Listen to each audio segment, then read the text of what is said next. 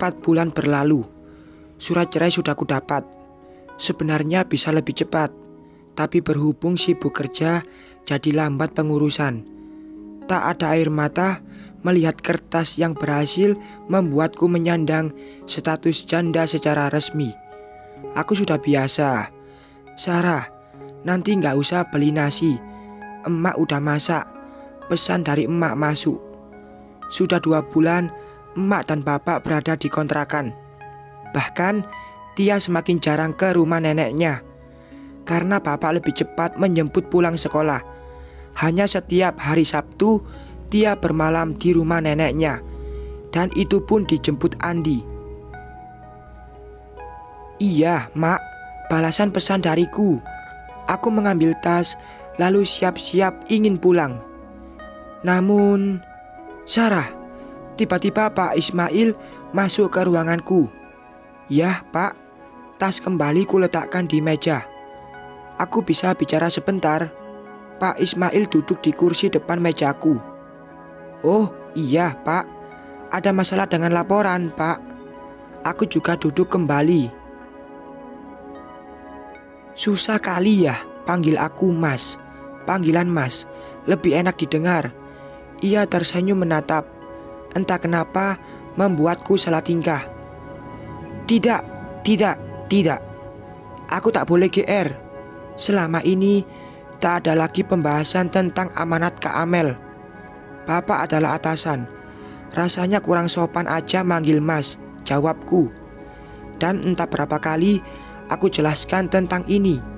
Dan ia juga sering menyinggung seperti mempersalahkan panggilan itu. Surat cerainya udah keluar. Apakah karena menanyakan surat cerai hingga Pak Ismail masuk ke ruanganku? Kok malah bengong? Pasti udah ya. Temanku ada yang kerja di sana. Jadi aku udah tanya. Apa, Pak?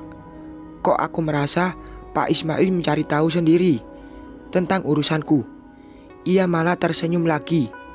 Kali ini entah kenapa aku merasa ia menatap berbeda.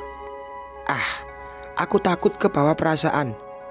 Selama ini tak terlihat ia memberi perhatian, kecuali sekali dulu membelikan donat buat Tia. Aku bisa minta alamat rumahmu? Ini ada apa lagi? Kenapa Pak Ismail meminta alamat rumahku?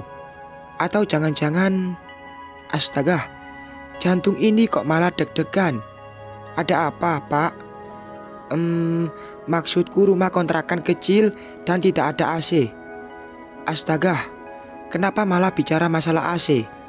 Sebenarnya bukan itu maksudku. Hanya ingin tahu saja kenapa ia menanyakan tempat tinggalku. Aku ingin melaksanakan pesan Amel, jawab Pak Ismail. Jantungku terasa berdegup kencang. Tadinya berusaha tidak mau berpikir ke arah sana. Meskipun ada firasat, dan ternyata benar, ia ingin memenuhi keinginan almarhum istrinya. Sesaat aku merasa beruntung. Pak Ismail lelaki impian, karena bersikap baik dan pengusaha sukses. Pasti tak ada wanita yang menolak menjadi istrinya. 10 gadis cantik pasti mau dengannya. Sementara aku hanya teman istrinya yang kebetulan dipilih dan juga seorang janda beranak 1. Aku sadar juga tak secantik Kak Amel. Apa, Pak? Ucapan ini mendadak gugup. Bolehkah aku mengenal anakmu? Ya Tuhan, ia lelaki yang tidak bertele-tele. Langsung ke pokok pembicaraan. Apakah Bapak sungguh-sungguh? Atau hanya sekedar... Aku tak pernah main-main masalah jodoh. Kamu bisa lihat bagaimana aku dengan Amel. Mungkin Amel menyadari kesamaan kita. Kita nyambung dalam urusan kerjaan. Bahkan jika membahas proyek bisa berjam-jam. Dari sana aku sadar jika Amel tak salah pilih sambungnya. Mungkin ini namanya mengagumi. Aku juga tak yakin apakah ia mencintaiku.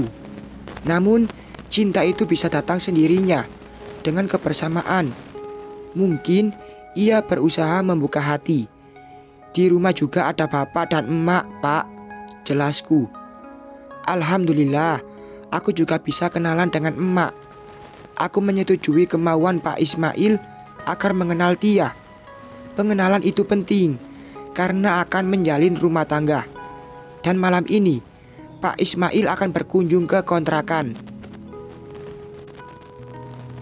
Aku kira akan melalui jalan berliku tentang jodoh kedua. Ternyata semuanya terasa lancar atau tidak bertele-tele. Pak Ismail langsung mengutarakan niatnya tanpa ada adegan romantis atau merasa canggung. Karena selama ini ia atasanku. Bahkan dalam keseharian kami bicara hanya masalah kerjaan dan tak terlihat jika ada maksud lain darinya. Sebenarnya tak yakin ia mau dengan permintaan almarhum Kak Amel. Bersambung.